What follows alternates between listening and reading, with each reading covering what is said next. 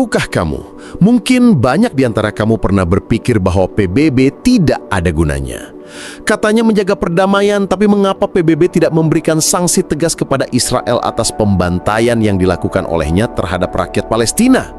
Nah, mungkin kamu perlu tahu sedikit mengapa hal itu bisa terjadi dan mengapa PBB seperti tidak ada gunanya. Di dalam Perserikatan Bangsa-Bangsa atau Dewan Keamanan PBB, ada satu kebijakan yang disebut sebagai hak veto. Hak veto ini hanya berlaku atau bisa digunakan oleh 5 negara, yaitu Amerika Serikat, Inggris, Prancis, Rusia, dan Tiongkok. Negara-negara ini disebut sebagai anggota tetap Dewan Keamanan. Dan dengan satu kata, veto, mereka bisa membatalkan keputusan yang telah disepakati oleh puluhan negara lainnya. Jadi, jika seandainya dalam sebuah rapat, seluruh negara telah setuju untuk memberi sanksi kepada Israel, bahkan termasuk Inggris, Prancis, Rusia, dan Cina, namun tiba-tiba Amerika menggunakan hak vetonya untuk menolak, maka semua keputusan dari puluhan negara otomatis langsung batal seketika. Seakan-akan, rapat selama berjam-jam sebelumnya di PBB tidak pernah terjadi dan semua suara dari puluhan negara dianggap tidak pernah ada.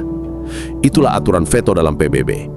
Hak veto tidak bisa dibatalkan, diblokir atau diveto balik oleh negara lain, bahkan jika keempat negara lainnya yang juga memiliki hak veto tidak setuju dan ingin melawan.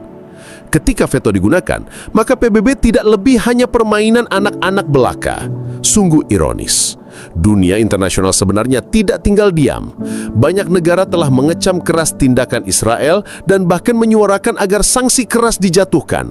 Namun yang terjadi, ya begitu. Amerika selalu melindunginya seperti orang tua yang kaya melindungi anaknya yang nakal dan problematik. Bahkan sejak tahun 1972, Amerika telah menggunakan hak vetonya lebih dari 45 kali hanya untuk melindungi Israel dari kecaman dan sanksi internasional. Namun, melihat ini membuat kita teringat hukum di negeri ini, terutama dalam sidang kasus Tom Lembong. Selama proses persidangan, berbagai laporan jurnalistik independen dan analisis para ahli telah mengungkap kejanggalan demi kejanggalan dalam dakwaan. Fakta-fakta di ruang sidang justru memperkuat posisi Tom, tapi semua itu diabaikan dan tiba-tiba diputuskan Tom Lembong dipenjara 4 tahun.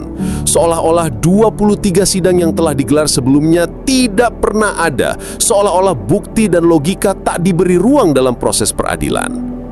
PBB dan hukum sebenarnya bukan tidak berguna, namun sudah tidak adil sejak dalam struktur. Mereka juga dibuat untuk dominasi dan melindungi dirinya sendiri. Kamu boleh protes, kamu boleh tidak